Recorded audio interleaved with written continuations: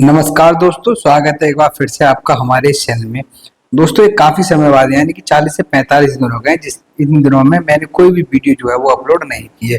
ऐसा थोड़ी बहुत दिक्कत हो गई थी और जो हम चैप्टर कवर कर रहे थे पीछे डीपीएसपी का, वो मैंने आधा जो पार्ट है उसका पहले कवर कर दिया था और उसका जो बचा हुआ रिमेनिंग पार्ट्स है वो उसको मैं आज वीडियो में कवर करूंगा। और अब जो है कोशिश करूंगा कि अपनी प्रैक्टिस के बाद जो भी अगर मुझे समय मिलेगा तो उसमें पॉलिटी की जो भी इंपॉर्टेंट टॉपिक्स रह गए हैं, चैप्टर रह गए हैं, उनको धीरे धीरे मैं जो है वो कवर करूँ। ठीक है, तो चलिए शुरू करते हैं। तो हमारे लाइन था कि न्यू डायरेक्टिव प्रिंसिपल्स यानी कि जो हमारे एक नए सिद्धांत हैं उनके बारे में बताया गया है। अब इसमें क्या है कि जैसे 42 अमेंडमेंट एक्ट हुआ था, कब हुआ था 1976 में, तब 4 नए डीपीएस भी जोड़े गए थे। और कौन कौन से जोड़े गए थे? तो article number 39, article number 39A, article 43A और 48A। यानी कि ये ऐसे 4 आर्टिकल्स हैं जिनको बाद में जोड़ा गया था। यानी कि जब उस समय ये बनाई गई थी डीपीएसपी, उस समय इनकी कोई जरूरत नहीं थी, लेकिन जैसे ही समय बीता इनकी जैसे ही जरूरत हुई तो इनको जोड़ा गया था। अब आर्टिकल 39 क्या बताता है? आर्टिकल 39 कहता है कि to secure opportunities for healthy development of the children, यानी कि बच्चों की एक स्वास्थ्य के लिए, यानी उनका जो हेल्थ है वो एक सही से डेवलप कर सके, इसीलिए उन्हें ज्यादा से ज्यादा अपॉर्चुनिटीज है वो प्रोवाइड की जाएंगी। ये एक ड्यूटी है वो स्टेट को दी गई है, आर्टिकल 39। जबकि 39 ये बताता है to promote equal justice and to provide free legal aid to the poors, यानी कि आज के समय में देखें तो हमारे यहाँ पहले से ही जो कोर्ट्स है वो ओवरबर्डन है केसेस से। तो क्या है कि जो एक गरीब परिवार या गरीब व्यक्ति है उसे कानूनी जो मदद है वो नहीं मिल पाती, या उसके लिए जो भी कानूनी है ना, कहते हैं कि सर न्याय सभी के लिए है, तो वो उसको नहीं मिल पाता है। तो इसीलिए उसको ये श्योरिटी प्रोवाइड करने के लिए फ्री में लीगल एड दी जाएगी, ताकि सभी के लिए हमारा जो कॉन्सेप्ट है, हमारा जो मोटो है कि इक्वल जस्टिस है, मतलब सभी के लिए समान न्याय। और समान न्याय जब भी होगा एक हाई रिच और एक सबसे पुअर व्यक्ति है उसको भी जो लॉ है, हमारा जो जस्टिस है वो उसे मिल सके। आर्टिकल 43 कहता है to take step to secure the participation of workers in the management of the industries, यानी कि 43 जो ये बात करता है वो ये करता है कि जो इंडस्ट्रीज है उनके मैनेजमेंट में वर्कर्स की भागीदारी होनी चाहिए। और ये बिल्कुल जरूरी भी है, क्योंकि अगर हम देखें तो जो मेन अगर ग्रास रूट लेवल पर काम करता है लेबर, और लेबर को क्या प्रॉब्लम है वो उनसे ज्यादा बेटर तरीके से कोई नहीं जान सकता है। तो इसीलिए कहा गया है कि जो मैनेजमेंट होता है इंडस्ट्रीज में उनमें वर्कर्स का जो पार्टिसिपेशन है वो होना चाहिए, और इसीलिए आर्टिकल 43 जो है वो बाद में जोड़ा गया था। नेक्स्ट आर्टिकल जोड़ा गया था 48A to protect and improve the environment and to safeguard forest and wild life, यानी कि जो जंग वन्य जीव है, ठीक है, और जो फॉरेस्ट वगैरह है इनको सेफ करके रखना है। यानी कि ऐसा नहीं कि हम अपने डेवलपमेंट के लिए, देखो आजकल हो भी रहा है कि देखो ज्यादा से ज्यादा जैसे इंडस्ट्रियलाइजेशन हुआ कि पेड़ों को काटा जा रहा है, उनकी जगह पे क्या है नए तरीके का डेवलपमेंट वो किए जा रहे हैं। तो जिससे क्या हमारे पर्यावरण जो एनवायरनमेंट है उसको बहुत ज्यादा हानि हो रही है, पॉल्यूशन बढ़ रहा है। ठीक है, तो यही है कि हमें अपना जो एनवायरनमेंट है उसको प्रोटेक्ट करना है। और प्रोटेक्ट कैसे करेंगे कि हमें कम से कम फॉरेस्ट काटना है, या हम फॉरेस्ट को काट भी रहे हैं तो हमें ये एक करना चाहिए कि जितने हमने पेड़ काटे उनको किसी भी दूसरी जगह हम उतने पेड़ लगाएं, ताकि हमारा जो बैलेंस है ना एनवायरनमेंट का वो बना रहे। तो इसके लिए ये प्रोटेक्ट की बात करता है आर्टिकल नंबर 48A। नेक्स्ट हम बात करते हैं 44 जो अमेंडमेंट एक्ट 1978 का है, यानी कि अभी हमने देखा था 42 अमेंडमेंट एक्ट 1976 के द्वारा 4 आर्टिकल्स है वो डीपीएस में जोड़े गए थे। ऐसे ही फिर 44 में संशोधन के द्वारा 1978 में एक और डीपीएस भी जोड़ा गया था, और वो कौन सा था? आर्टिकल नंबर 38 किसके बारे में बात करता है? वो कहता है ये स्टेट की ड्यूटी है कि to minimise the inequalities in income, status, facilities and opportunities, यानी कि ये राज्य सरकार की ड्यूटी है कि लोगों की जो आय है, इनकम है, उनमें जो इनइक्वालिटीज है उसको कम करें। ऐसा नहीं है कि एक तरफ जो अमीर है वो अमीर होते जा रहे हैं, और देखो आज के समय में रियलिटी भी यही है कि जो अमीर है वो अमीर होता जा रहा है, गरीब है वो और ज्यादा गरीब हो जा रहा है, क्योंकि हमारे इन्फ्लेशन जो है, महंगाई इतनी ज्यादा है, लोगों के पास काम नहीं है। ठीक है, तो यही है, तो ये सरकार को एक ड्यूटी दी गई है कि अब सरकार कैसे कम करेगी, क्या ज्यादा से ज्यादा जो लो इनकम वाले लोग हैं जिनके पास खाने पीने कुछ नहीं है उनको जो है वो जॉब्स की अपॉर्चुनिटी प्रोवाइड करेगी, ताकि वो उस काम को करके अपने जो जरूरी संसाधन है, जो नीड्स है, वो उसको फुलफिल कर सके।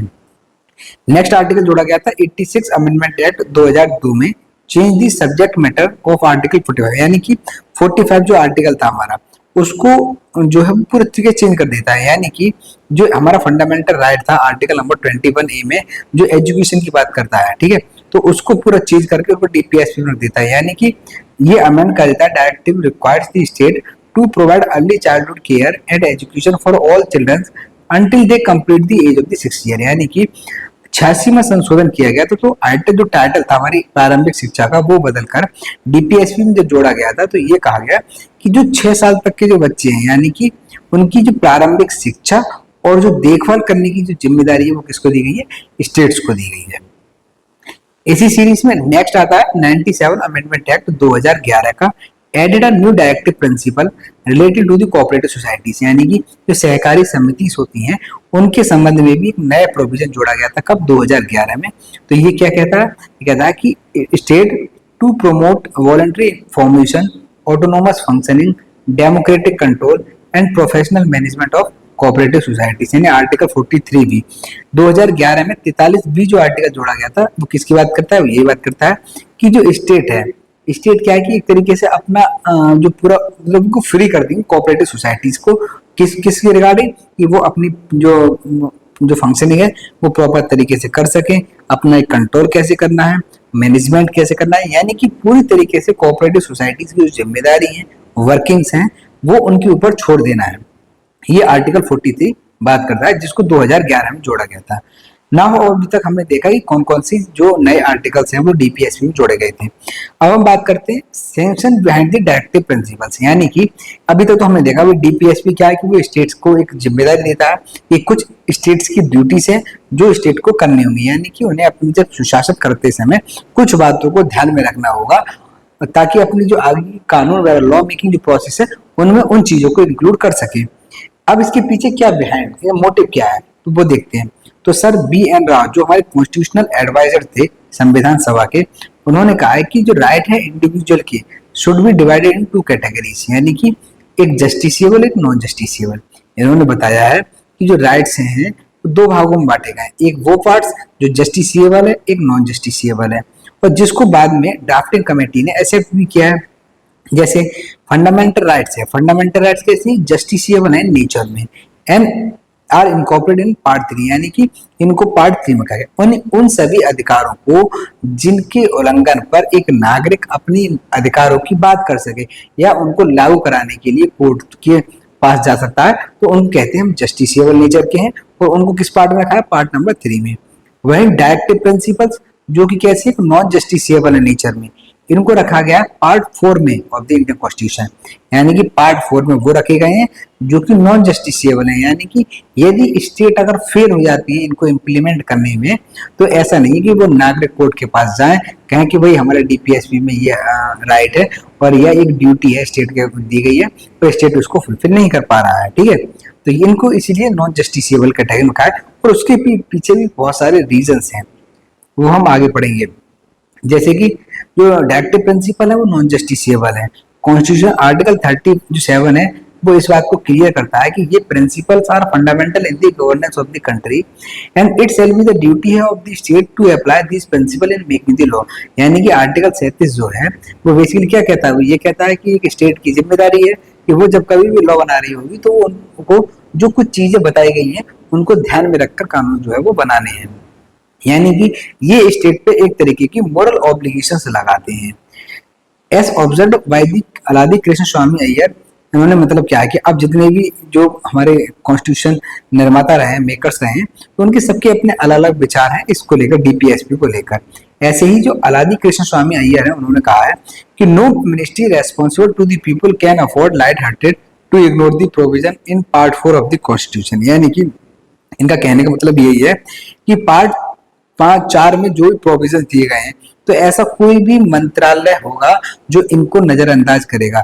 उनका सीधा सा कहने का मतलब ये है कि इनमें ऐसे प्रोविजंस को रखा गया है कि यदि कोई भी व्यक्ति अगर एक सरकार बनाना चाहता है तो उनको इससे लागू करना ही होगा, मतलब इनको इग्नोर नहीं कर सकते, ठीक है। ऐसे ही डॉक्टर BR अम्बेडकर ने कहा है कि constitutional assembly that a government which rest on popular vote can hardly ignore the directive principles while shaping it's policy. यानी कि जो सरकार एक सत्ता में आनी चाहती है या जनता का जो वोट लेना चाहती है, जनता का समर्थन करना चाहती है, तो उसे जनता की बात करनी होगी, यानी कि जनता के हित में जो भी नियम बनाए गए हैं उनको लागू करना होगा, यही इन्होंने कहा है।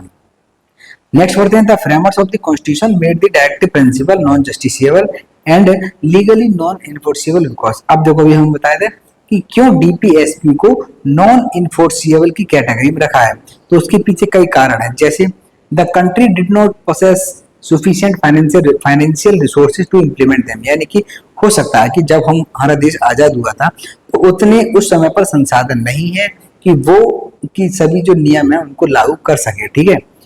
दूसरा है the presence of vast diversity and backwardness in the country would stand in the way of their implementation, यानी कि हमारे देश की एक अलग अलग विभिन्नता है। देखो हम देखें तो हमारा नॉर्थ इंडिया का कल्चर अलग है, साउथ का अलग है, ईस्टर्न का कुछ अलग है, सही है। ऐसे ही हमारा सभी धर्मों के लोग हमारे यहाँ रहते हैं और सभी की मांग पूरा करना एक बहुत बड़ा एक टास्क हो जाता है। ये भी एक मेन कारण है जिसकी वजह से डीपीएसपी को हमने नॉन एनफोर्सेबल कैटेगरी में रखा है। तीसरा है newly born independent Indian state with its many preoccupations might be crushed under the burden unless it was free to decide the order, the time, the place and the mode of fulfillment। ये वही बात है कि अभी तो हमारा देश आजाद हुआ है और हमारे देश में खुद ही इतने संसाधन नहीं है कि वो हर व्यक्ति की जो मांग पूरी कर सके। भाई देखो हम उस समय पर आजाद हुए थे तो हमारी प्राथमिकता क्या थी सरकार की, वो यही थी कि कैसे करके हमें एक लंबे समय तक सर्वाइव करना है, यानी कि सभी लोगों को एक पहले तो मेन चीज क्या थी कि जो फूड की शॉर्टेज चल रही थी, फूड वगैरह जो है इसकी अवेलेबिलिटी है वो कराई जाए। उसके अलावा आगे चल के देखो फिर कहना ना कि एक रेवोल्यूशन किया गया, एग्रीकल्चर में रेवोल्यूशन किया गया था, फिर धीरे धीरे एक इंडस्ट्रियल सेक्टर में किया गया था। तो इस तरीके से स्टेप बाय स्टेप जो कदम उठाए गए थे ताकि एक धीरे से एक ऑर्डर वे में हम अपने आप को डेवलप कर सकें। नेक्स्ट है the constitution makers therefore taking a pragmatic view redefined reframed from giving to this principle, यानी कि वही बात है, इसमें और कुछ दिया हुआ अलग से नहीं है ना। हम बात करते हैं क्रिटिसिज्म की, तो क्रिटिसिज्म तो एक ऐसा चीज है कि हर चीज की आलोचना तो की ही जाती है, चाहे वो कितनी भी अच्छी क्यों ना हो। ऐसा तो है नहीं, देखो अगर हम अपनी बात करें तो हमारी 5 उंगलियां, पांचों उंगली बराबर नहीं है। ऐसे ही कोई सा भी संविधान का ऐसा पार्ट नहीं जिसको क्रिटिसाइज नहीं किया गया हो, तो उसी तरीके से डीपीएसपी को भी क्रिटिसाइज किया गया था। यानी कि पहला क्रिटिसिज्म तो यही कोई no legal force. No legal force का मतलब क्या है कि केटी जो शाह है उन्होंने कहा कि पायस सुपरफ्यूटियस है, यानी कि इन्होंने कहा कि एक cheque on a bank payable only when the resources of the bank permit, यानी कि उनका कहने का मतलब यही है कि एक ऐसा चेक थमा दिया है कि जो बैंक हमें चेक तो दे रखा है, उस पे एक अमाउंट है कि जाओ आप बैंक से ये चेक जो है वो पे कर लो, लेकिन बैंक के पास पैसे ही नहीं है। उसी तरीके से हमारे डीपीएसपी है ना, डीपीएसपी में हमारे अधिकार की बात तो की गई है लेकिन कोई लीगलिटी लागू नहीं की गई है, यानी कि अगर राज्य उनको फुलफिल करने में अगर फेल हो जाती है तो उनके अगेंस्ट कोई एक्शन लिया जा सके ऐसा कोई प्रोविजन नहीं है। तो पहला क्रिटिसिज्म तो यही है। नेक्स्ट है दूसरा है इलॉजिकली अरेंज्ड।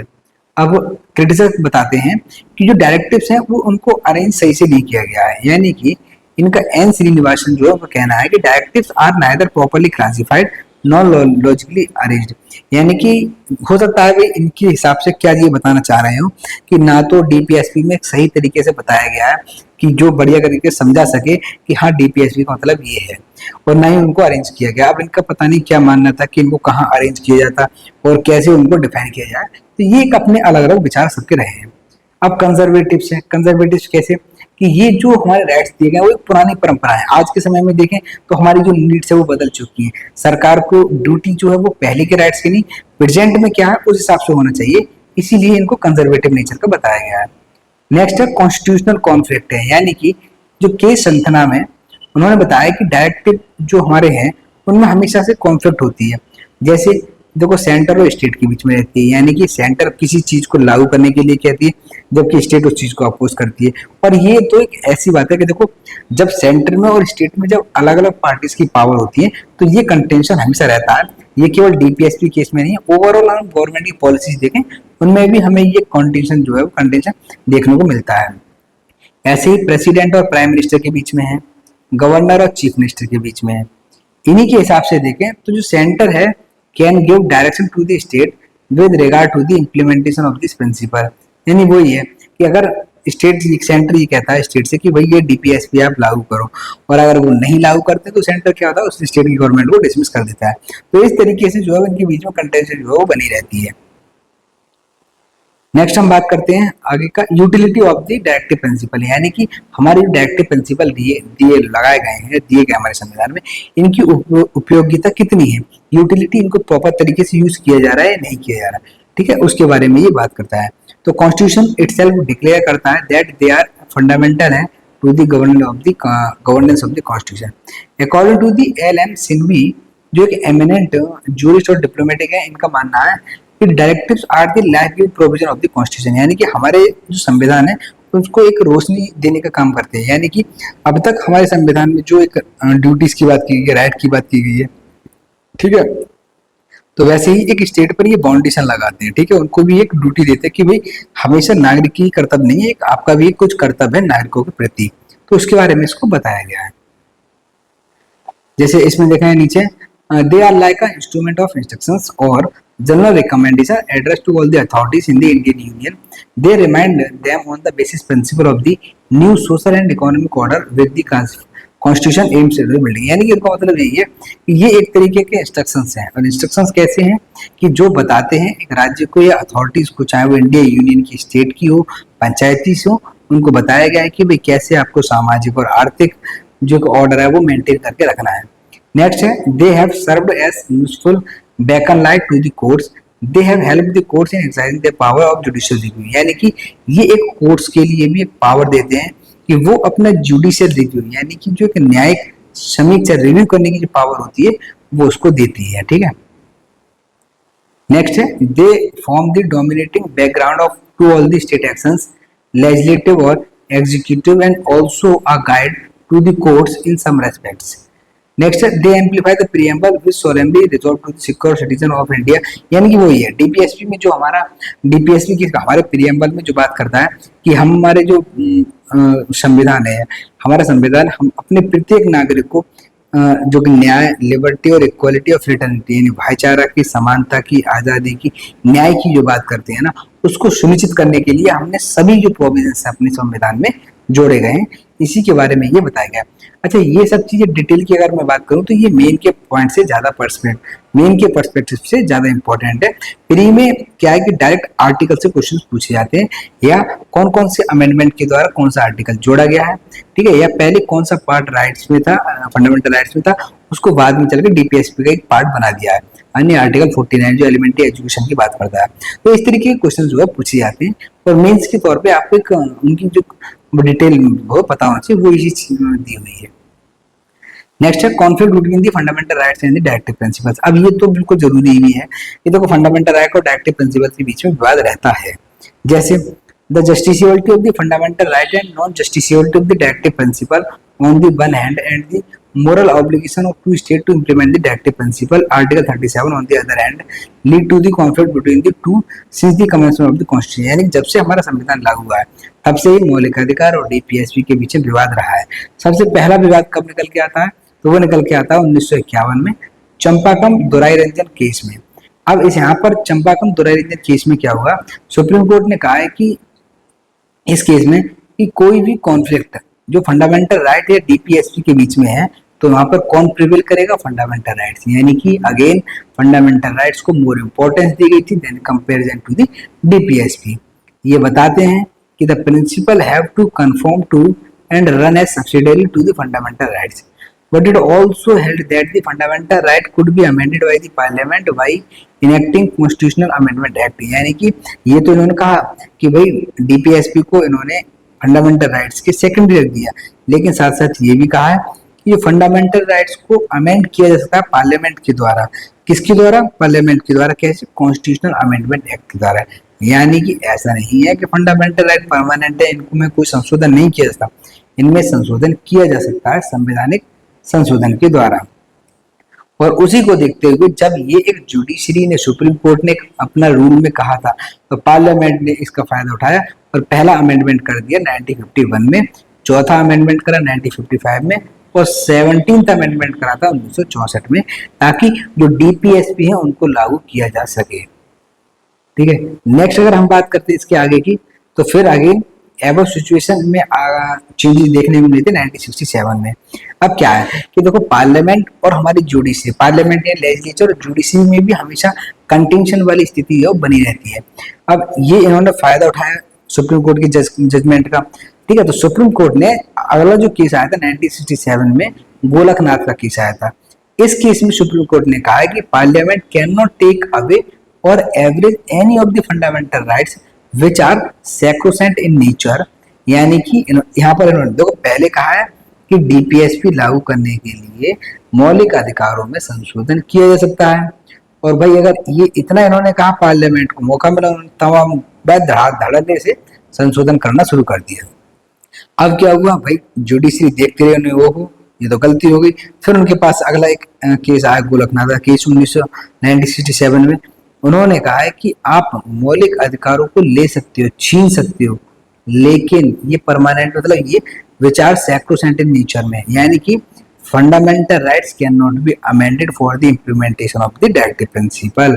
यानी कि मौलिक अधिकारों को लागू करने, राज्य की जो नीति निर्देशक सिद्धांतों को लागू करने के लिए आप मौलिक अधिकार नहीं छीन सकते, ये इन्होंने कहा था 1967 में।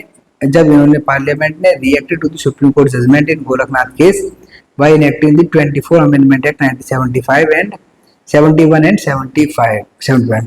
यानी कि यहाँ पर क्या कहा गया, देखो समझो, दो एक्ट इन्होंने पास किए थे, एक तो 24वां और एक 25वां, और दोनों ही कब किए, 1971 में। और कब किए गए थे, गोलकनाथ केस के बाद में। 24वां जो एक्ट है वो ये कहता है, अमेंडमेंट एक्ट, पार्लियामेंट के पास पावर है टू एवरेज और take away any of the fundamental right by enacting constitutional amendment act. यानी कि पार्लियामेंट ने एक ऐसा संशोधन कर दिया 24वें संशोधन अधिनियम 1971 के द्वारा कि पार्लियामेंट के पास पावर है कि वो जो मौलिक अधिकार है, किसी भी मौलिक अधिकार में संशोधन कर सकती है या संशोधन के माध्यम से किसी भी मौलिक अधिकार को छीन सकती है। ये इन्होंने एक पावर दे दी अपने आप को। वहीं 25वां जो अमेंडमेंट एक्ट किया गया था, उससे इन्होंने एक नया आर्टिकल जोड़ा और आर्टिकल नंबर 31C जोड़ा था। और 31C दो प्रोविजंस के बारे में बात करता है। पहली, no law which seeks to implement the socialistic directive principle specified in Article 39B and C shall be void on the ground of contravention on the fundamental right conferred by the Article 40। यानी कि इन्होंने बताया कि 39B और C के हिसाब पे देखें तो वो void माने जाएंगे। कोई भी कानून void नहीं माना जाएगा यदि वो कॉन्ट्रवेंशन करता है, यानी कि उसका आर्टिकल 14 के साथ डायरेक्ट टकराव रहता है, तब डीपीएसपी कोई भी void नहीं माना जाएगा। दूसरा इन्होंने कहा है कि no law containing a declaration for giving effect to such policy shall be questioned in any court on the ground that it does not give effect to such a policy। यानी कि ये कहते हैं कि कोई भी लॉ, ठीक है, उसको void घोषित नहीं किया जाएगा या उस पर कोई भी क्वेश्चन नहीं किया जाएगा किसी भी कोर्ट में और किसी भी ग्राउंड में, यदि वो ऐसी पॉलिसी को इफेक्ट नहीं करता है तब भी। यानी कि इनको कहने का मतलब है कि कानून जो पार्लियामेंट के द्वारा कानून बनाया जाएगा और उस पर कोई भी न्यायालय उस पर कोई भी जवाबदेही नहीं मांग सकता सरकार से। तो अगला केस आता है सुप्रीम कोर्ट के पास में, केशवानंद भारती केस का 1973 में। तब सुप्रीम कोर्ट ने ये जो 25वां संशोधन के द्वारा यानी आर्टिकल 31C की जो सेकंड क्लॉज था उसको पूरी तरीके से अनकॉन्स्टिट्यूशनल और इनवैलिड घोषित कर दिया था, क्योंकि ये कोर्ट की जुडिशियल रिव्यू की जो पावर है, ये कैसे एक बेसिक फीचर हमारे कॉन्स्टिट्यूशन का, इसको वो संशोधन के माध्यम से नहीं ले सकता, यानी कि वो नहीं छीन सकता, जुडिशियल रिव्यू की पावर पर रेस्ट्रिक्शंस नहीं ला सकता। इसीलिए पहले प्रोविजन को तो वॉइड घोषित कर दिया था और वैलिड घोषित किया गया, तो सेकंड को वॉइड घोषित कर दिया था, इनवैलिड घोषित कर दिया गया था। Now what is the difference between the fundamental right and DPSP. अब देखो फंडामेंटल राइट्स क्या था। फंडामेंटल राइट्स जो है वो नेगेटिव सेंस में है। नेगेटिव किसमें, क्योंकि ये जो है वो स्टेट पर प्रतिबंध लगाते हैं कुछ चीजें करने से, जबकि डायरेक्टिव प्रिंसिपल्स हैं वो स्टेट से कहते हैं कि भाई कुछ आपको करना है। दूसरा है फंडामेंटल राइट जस्टिसिएबल है, यानी कि इनको कोर्ट के द्वारा लागू किया जाता है जब इनको वायलेशन पर, जबकि ये एक नॉन जस्टिसिएबल कैटेगरी की, यानी कि अगर इनका उल्लंघन होता है तो कोर्ट पर इनको लागू करने के लिए लागू नहीं किया जाएगा। नेक्स्ट है they aim at establishing political democracy in the country, यानी कि हमारे देश में एक राजनीतिक लोकतंत्र को स्थापित करते हैं। कौन, मौलिक अधिकार। जबकि डीपीएसपी इनका एम है stabilising social and economic democracy in the country. These have legal sanctions. और डेमोक्रेटिक जो डीपीएसपी ये क्या है, एक मोरल, एक नैतिकता और पॉलिटिकल सेंस है, यानी कि जो राजनीतिक पार्टियां होती हैं उन पर, राज्य सरकारें होती हैं उन पर ये कुछ प्रतिबंध लगाती हैं। जबकि फंडामेंटल राइट प्रमोट करते हैं the welfare of the individual, hence they are personal and individualistic. जबकि डीपीएसपी है वो क्या, they promote the welfare of the community, hence they are societarian and socialistic. Next है fundamental right they do not require any legislation for their implementation, they are automatically enforce, यानी कि मौलिक अधिकारों को लागू करने के लिए किसी भी लेजिस्लेशन की जरूरत नहीं रहती है।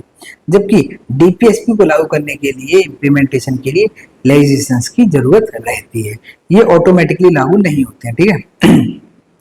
लास्ट डिफरेंस है the court are bound to declare a law violative of any of the fundamental right as unconstitutional and invalid, यानी कि कोर्ट को एक पावर दी गई है कि यदि कोई भी लॉ फंडामेंटल राइट्स का वायलेशन करता है तो उसको असंवैधानिक यानी कि अनकॉन्स्टिट्यूशनल और इनवैलिड घोषित कर सकती है।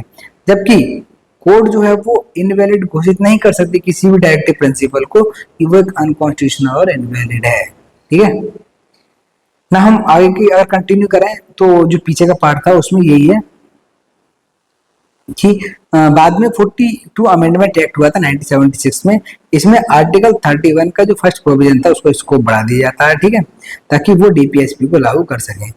अदर वर्ड्स में 42 amendment act according to the position of legal primacy and the supremacy to the directive principle of the fundamental right conferred by article 40, 19 and 31। Next है मिनर्वा मिल्स केस जो है 1988 में, ये जो एक्सटेंडेड यानी कि 42वें संशोधन के द्वारा आर्टिकल 31C और 39B और C जो क्लॉज है इसका जो प्रोविजन बढ़ाया गया था उसको वो अगेन से क्या अनकॉन्स्टिट्यूशनल घोषित कर देते हैं। यानी कि जुडिशरी कहती है लेजिस्लेटर से कि तुम आगे आगे संशोधन करो, हम पीछे पीछे उसको खत्म करेंगे। तो यही जो है चलता है। But the fundamental right conferred by the Article 14 and 19 were accepted as the subordinate to the directive principle specified in Article 39B and C. Minerva mill case में क्या हुआ 1980 में, supreme court also held that कि Indian Constitution is founded on the bedrock of the balance between the fundamental right and the directive principle। यानी कि Minerva mills जो case था उसमें सुप्रीम कोर्ट ने ये बिल्कुल क्लियर कर दिया कि देखो हमारा जो संविधान है वो बिल्कुल एक नींव में है, यानी कि एक मिडिल ऐसे पाथ पर है जहाँ की फंडामेंटल राइट और डीपीएसपी एक बैलेंस बने हुए हैं। ठीक है, इन दोनों में तो बैलेंस बनाया गया। ऐसा नहीं है कि आप एक को दबा दो और एक को छाड़ दो, ऐसा नहीं हो सकता। यानी कि ये हमारे दो पहिए, एक रथ के दो पहिए की तरह हैं, उससे कम इनको नहीं माना जाए। तो यही सब चीज में बताया गया है। तो इस तरीके से देखें। अब देखो इसमें क्या है, implementation of the directive principles, यानी कि डायरेक्टिव प्रिंसिपल्स को अगर हम देखें तो सरकार कैसे लागू करती है, तो उसके लिए एक बाकायदा प्लानिंग कमीशन बनी हुई है। और इसको कब बनाया गया था 1950 में, बाद में चल के इसका नाम बदल दिया 2015 में, इसको नीति आयोग कर दिया है। और नीति आयोग की फुल फॉर्म क्या है, national institute of transforming India. अब इसका मेन पर्पस क्या है, इसका मेन पर्पस यही है कि हमारे जो ग्राउंड लेवल पर क्या है कि जो गवर्नमेंट की पॉलिसीज हैं उनको इम्प्लीमेंट किया जा सके। तो इन सब चीजों को बताता है कि जो हमारा मोटिव है ना डीपीएसपी का वो यहाँ पर फुलफिल होता है। तो इस तरीके से इसमें और कुछ नहीं, जगह समय समय पर गवर्नमेंट के द्वारा एक्ट बनाए जाते हैं, ठीक है, जो कि हमारे सिटीजन्स के वेलफेयर के बारे में बात करते हैं। कैसे उनको देखो जो योजनाएं जैसे जवाहर योजना निकाली जाती हैं, मनरेगा है, ये जो किसके बारे में बात करता है कि जो गांव के लोग हैं उनको 1 साल में 100 दिन का काम दिया जा सके। ये केस है कि ये जो हमने वादे किए डीपीएसपी में उनको लागू कर रहे हैं अलग अलग योजनाओं के माध्यम से। तो वही इसमें जो है वो बताया गया है। और डायरेक्टिव्स आउटसाइड द पार्ट 4 ये इंपॉर्टेंट है। अब कुछ ऐसे डायरेक्टिव्स हैं यानी कि कुछ ऐसी ड्यूटीज हैं जिनको पार्ट 4 के बाहर रखा गया है। अब वो कौन कौन से हैं, जैसे आर्टिकल 335 इन पार्ट 16, पार्ट 16 में आर्टिकल 335 है, वो किसके बारे में बात करता है, वो करता है कि एससी और एसटी का सर्विस में रिजर्वेशन के बारे में बात करता है। ठीक है, तो ये भी एक तरीके क्या है कि निर्देश दिया गया है सरकारों को कि भाई आपको एससी और एसटी है उन पर भी ध्यान देना है। दूसरा क्या है कि इंस्ट्रक्शन इन मदर टंग, आर्टिकल नंबर 350 बात करता है किसका, पार्ट नंबर 17 का, कि भाई जो लोकल अथॉरिटीज हैं हर एक लोकल अथॉरिटीज पर या स्टेट्स में वो अर्ली जो प्राइमरी एजुकेशन है उसमें उस बच्चे की जो मदर टंग है उसमें एजुकेशन वगैरह प्रोवाइड की जाएगी। Next article article 351 part number 17, वो बताता है क्या कि हमें हिंदी लैंग्वेज है उसको डेवलप करना है एक मीडियम के तौर पर। तो यानी कि कुछ ऐसी ड्यूटीज हैं जिनको डीपीएसपी के स्कोर से बाहर रखा है, लेकिन एक सरकार पर एक ड्यूटी लगाई गई है कि भाई आपको इन पर भी ध्यान रखना है। तो इस तरीके से हमारा ये चैप्टर है जो कंप्लीट होता है। नेक्स्ट चैप्टर जो होगा वो होगा हमारा किस पर, फंडामेंटल ड्यूटीज पर, शायद कंफर्म करते हैं, हाँ फंडामेंटल ड्यूटीज पर। तो इसको हम नेक्स्ट वीडियो से कंटिन्यू करेंगे। और अब तक कैसी लगी वीडियो कमेंट में जरूर बताएं। और अब जो है वो मैं डेली तो नहीं, लेकिन जो है कि वीक में 1 या 2 वीडियो कोशिश करूंगा कि वो तुम तक पहुंचाऊं, ठीक है, अपलोड करूं मैं। वैसे तो दिन भर तो देखो कोर्ट का काम ही बहुत रहता है, ठीक है, इतनी शाम को थकान हो जाती है कि एक अपने आप पढ़ने को मतलब एक साइड से अपना लॉ पढ़ना है और फिर रिकॉर्ड करना बहुत ही मुश्किल हो जाता है। फिर भी कोशिश करेंगे कि यार कि वीक में 1-2 वीडियो जो है वो पॉलिटी पर वो मैं अपलोड कर सकूं, ठीक है। मिलते हैं नेक्स्ट वीडियो में, तब तक के लिए बने रहिए, ज़्यादा से ज़्यादा अपने दोस्तों के साथ शेयर करिए। Thank you.